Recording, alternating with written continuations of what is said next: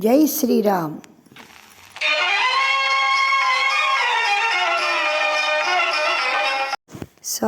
సోదరీమణులందరికీ ఝాన్సీ ఆధ్యాత్మిక ముచ్చట్లకి స్వాగతం, సుస్వాగతం. శ్రీమద్దేవి భగవతి జగదంబిక కథలు ధారావాహికలో క్రింది సంచికలో విద్యాభ్యాసము పూర్తి చేసుకుని వచ్చిన తనయుని గృహస్థాశ్రమము స్వీకరించమని వ్యాసదేవుడు అడగటము, గృహస్థాశ్రమము అన్ని విధాలా కూడా మోక్షానికి అనర్హమైనటువంటిది, అన్ని విధాల బంధకారకము కాబట్టి ససీమిరా నాకు వద్దు అని ఆయన చెప్పటము జరిగింది. దానికి గాను వ్యాసభగవానులు సుఖదేవునితో ఏం మాట్లాడుతున్నారో విందాం. మునులందరూ కూడా సుఖదేవుడు ఏం చెబుతారు, అందుకు వ్యాసుడు ఏమంటాడు, మనకి సన్యాసం సుఖమా, సంసారం సుఖమా, ఇప్పుడు మన కర్తవ్యం ఏమిటి అని చెవులు రిక్కించి మరీ వింటున్నారు. ఆ కారణంగానే సూత మహర్షి జాగుసేయిక వ్యాసభగవానులు ఏం చెప్పారో సెలవు ఇవ్వండి, మాకు చాలా ఆతృతగా ఉంది వినటానికి అని అడగటం జరిగింది. అప్పుడు సూత మహర్షి ఈ విధంగా అంటున్నారు. వ్యాసభగవానుడు, పుత్ర, నీవనుకున్నట్లుగా గృహస్థాశ్రమము బంధము కాదు, నిన్ను బంధించేటువంటి కారాగారము కాదు. అది చాలా సర్వశ్రేష్టమైనటువంటిది, చాలా సులభంగా మోక్షాన్ని పొందటానికి అర్హమైనటువంటిది. తామరాకుపై నీటి బొట్టులా ఎప్పుడైతే నీ గృహస్థాశ్రమ ధర్మాలని పాటించావో అప్పుడు నీవు అందులో చిక్కుకున్నవాడివి కావు. నిర్మోహిత్వంతో నీవు కర్మలు ఆచరించినప్పుడు నిన్ను ఏ మోహాలు ఏ బంధాలు అంటవు. అదీ కాకుండా వేదములలో చెప్పిన ప్రకారము న్యాయపూర్వకంగా సంపాదించిన ధనముతో నీవు చేయవలసిన సత్కార్యాలన్నీ చేస్తూ ఉంటే నువ్వు కృతార్థుడవే. అటు దేవయజ్ఞము ఇటు పితృయజ్ఞము చేసినవాడు అవుతావు. అందుకు గాను నీవు ఎప్పుడూ సత్యాన్నే పలకాలి, పవిత్రంగా ఉండాలి, ధర్మ మార్గం వైపే నడవాలి.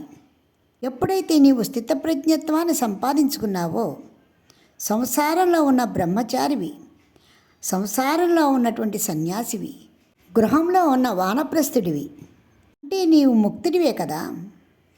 నిష్కాముడివై నీవు నీ విధులను చక్కగా నిర్వర్తిస్తున్నంత వరకు నిన్ను పాప పుణ్య ఫలాంశలు కూడా అంటవు. అంతేకాదు పుత్ర, గృహస్థుని యొక్క ధర్మము గొప్ప ధర్మము. ఎవరైతే నేను చెప్పిన విధంగా ఆచరిస్తారో వారు కృతార్థులవుతారు. గృహస్థాశ్రమాన్ని మించిన శ్రేష్ఠ ధర్మము ఏదీ లేదు. ఇంతకంటే మించిన ధర్మం ఉన్నది అని నేను ఇంతవరకు వినలేదు, చూడలేదు. వశిష్ఠాది మహర్షులు కూడా గృహస్థాశ్రమాన్ని స్వీకరించే సమస్త ధర్మాలని పాటిస్తూ జీవన్ముక్తులయ్యారు.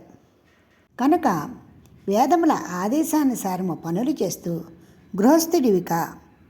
ఎప్పుడైతే నీవు గృహస్థాశ్రమాన్ని స్వీకరించావో సమస్తము నీకు లభ్యమవుతాయి. స్వర్గము, మోక్షము, ఉత్తమ కులమునందు జన్మ అన్నీ కూడా అతి సులభంగా నీవు పొందగలుగుతావు. అయినా ఒక ఆశ్రమ నియమాలను పాటించి వేరొక ఆశ్రమానికి వెళ్ళాలి అని కదా ధర్మము చెబుతున్నది. కనుక నీవు అగ్నిని స్థాపించి ప్రయత్నపూర్వకముగా కర్మ చేయుటి యందు తత్పరుడుగా. ధర్మరహస్యము నీకు తెలియనిది కాదు. నా మాట విని నీవిప్పుడు గృహస్థాశ్రమాన్ని స్వీకరించి పుత్రుణ్ణి ఆవిర్భవింప చేయుటకు ప్రయత్నించు. పుత్రుడే ఉన్నామ నరకం నుంచి తప్పిస్తాడు అని కదా నేను కూడా అదే భావముతో నిన్ను పొందగలిగాను. నీవు కూడా అదే పని చేసి పుత్రవంతుడివిగా. ఆ తర్వాత నీవు నీ ఇష్టప్రకారము గృహస్థాశ్రమాన్ని వదిలి వానప్రస్థాశ్రమానికి వెళ్ళి సన్యాసాశ్రమాన్ని స్వీకరించి నిశ్చింతగా ఉండవచ్చు. కనుక నీకు ఎంతో హితకరమైన వచనాలని చెప్తున్నాను. నా మాట విని ఉత్తమ జాతి కన్యను వివాహమాడి పుత్రవంతుడిగా వైదిక మార్గాన్ని ఆశ్రయించు. నీవు తరించి మమ్మల్ని అందరినీ కూడా తరింపచేయి అంటూ వ్యాస భగవానులు చాలా స్పష్టంగా చెప్పడం జరిగింది. ఇదంతా విన్న మునులు చాలా ఆశ్చర్యపోతున్నారు. ఒక పక్క సుఖదేవుడు సంసారము బంధము నాయనా నాకు అది వద్దు అని చెబుతూ ఉంటే, తండ్రి అయిన వ్యాస మహర్షి సంసారము చాలా మంచిది, మోక్షప్రదాయము అని చెబుతున్నారు. ఈ రెండు వింటున్న మునులు సందిగ్ధావస్థలో పడి సుత మహర్షిని, స్వామి మహానుభావ, మేము ఈ ఆతృతని తట్టుకోలేకపోతున్నాము, ఏది ఉత్తమమో వ్యాస భగవానులు ఏం చెప్పారో, దేవులు అందుకు ఏమి సమాధానం చెప్పారో మీరు త్వరితంగా చెప్పండి అని కోరడం జరిగింది. అందుకు సూత మహర్షి ఈ విధంగా చెబుతూ, అంతా విన్న సుఖదేవుడు, తండ్రి, గృహస్థాశ్రమము సదా కష్టాల పాలే చేస్తుంది. ఎట్టి పరిస్థితులలోనూ నేను గృహస్థాశ్రమమును స్వీకరించను.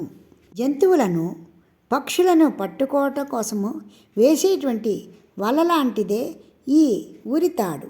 ఈ వల ఇది ఈ సంసారము మానవులను పట్టుకోవడం కోసం వేయబడినటువంటి వల. అటువంటి వలలో, అటువంటి ఉరిలో నేను చిక్కుబడను. ధన సంపాదన ఎందే చిత్తమన్నవారు బయటికి రాలేరు కదా, సుఖం ఎక్కడుంటుంది? అలా అని నిర్ధనుడిగా ఉన్న ప్రాణికి మాత్రం సుఖం ఉంటుందా?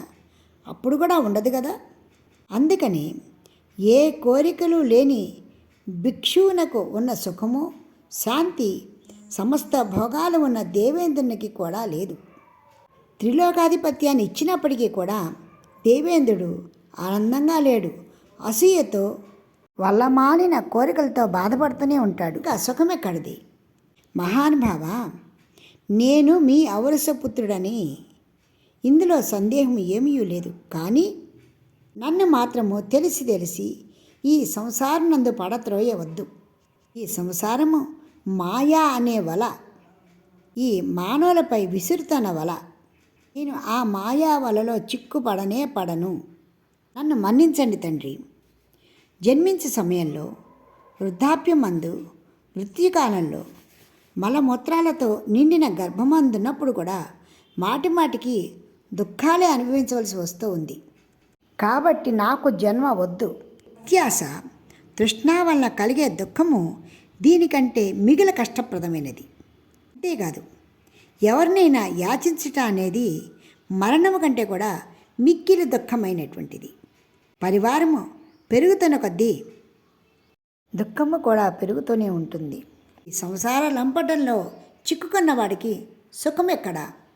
ఆ పరమాత్మ గురించి తెలుసుకోవాలన్నటువంటి సమయం ఎక్కడ? సంసారము దుఃఖసాగరమని తెలిసి కూడా అందులో అడుగు పెడతానా? దయచూపి శాశ్వతానందాన్ని పొందే సుఖాన్ని ప్రసాదించేటువంటి యోగశాస్త్రాలు, జ్ఞానశాస్త్రాల గురించి నాకు ఇంకా చెప్పండి. అంతేగాని అనంతమైనటువంటి కర్మకాండలు ఎన్నో ఉన్నాయి, వాటి యందు నీవు మనసు లగ్నం చెయ్యని నాకు ఎప్పుడూ చెప్పవద్దు. నేను చెయ్యను. ప్రారబ్ధము, సంచితము, వర్తమానము, ఈ 3 విధాలైన కర్మలు కూడా అవిద్య నుండే కలుగుతాయి. సంగతి మీకు తెలుసు.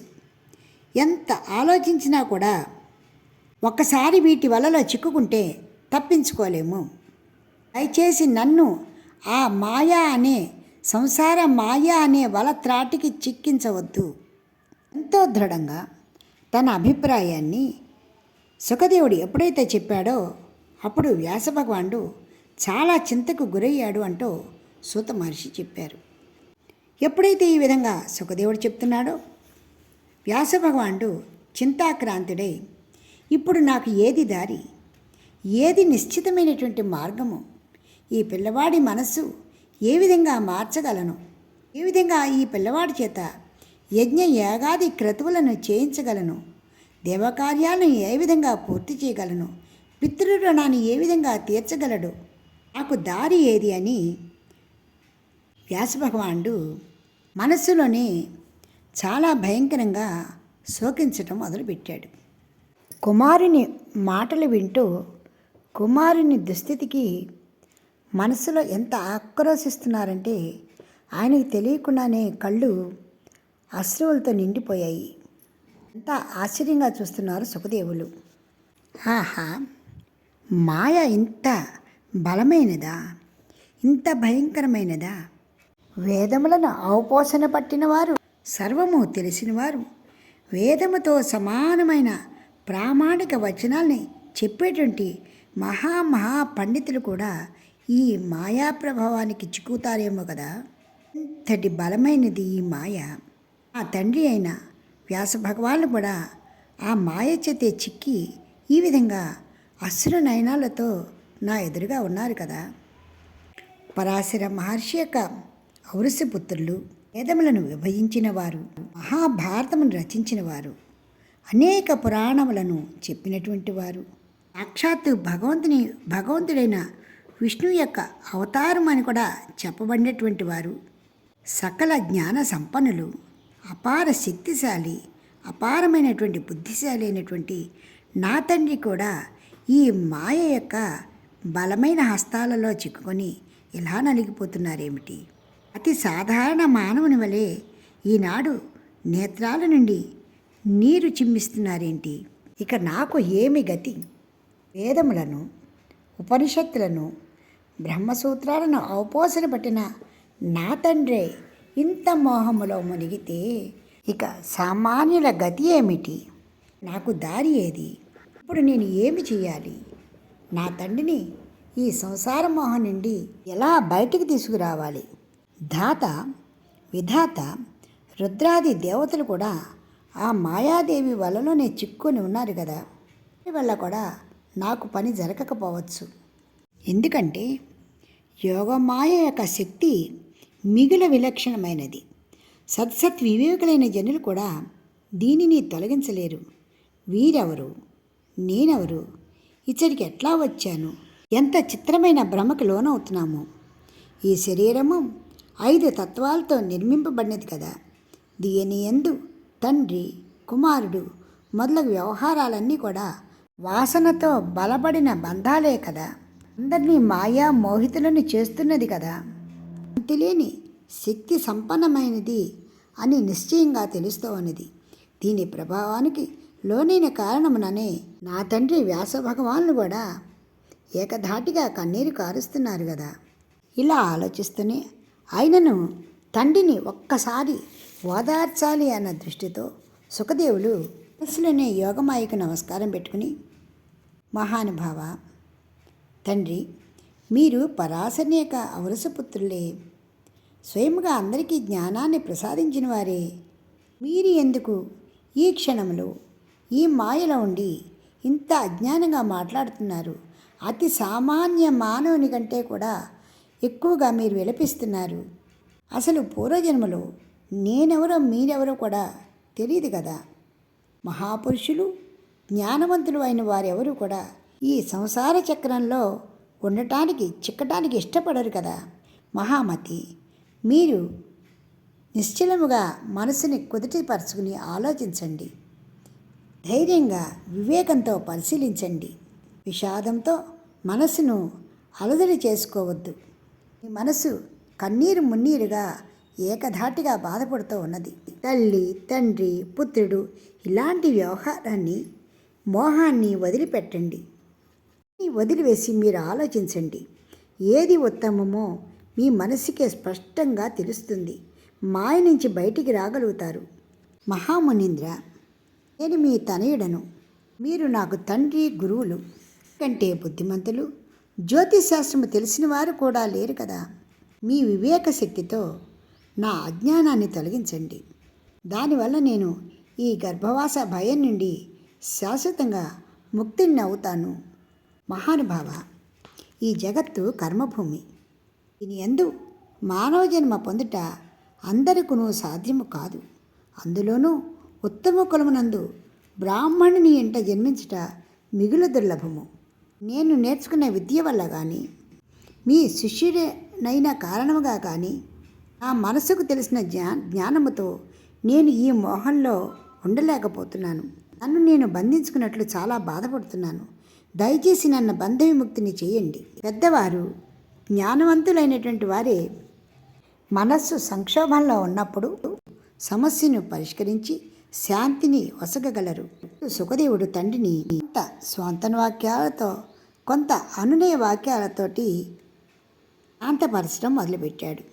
తర్వాత ఏమైందో వచ్చే సంచికలో విందాం. ఇప్పటికి స్వస్తి. మీకు ఈ వీడియో నచ్చితే లైక్ చేయండి, షేర్ చేయండి, సబ్స్క్రైబ్ చేయండి.